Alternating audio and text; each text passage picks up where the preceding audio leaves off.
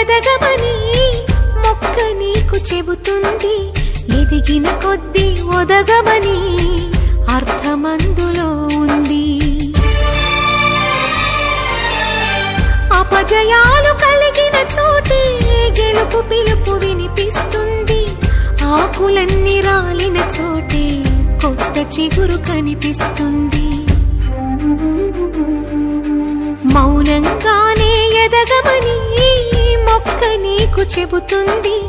ఎదిగిన కొద్దీ ఒదగమని అర్థమందులో ఉంది.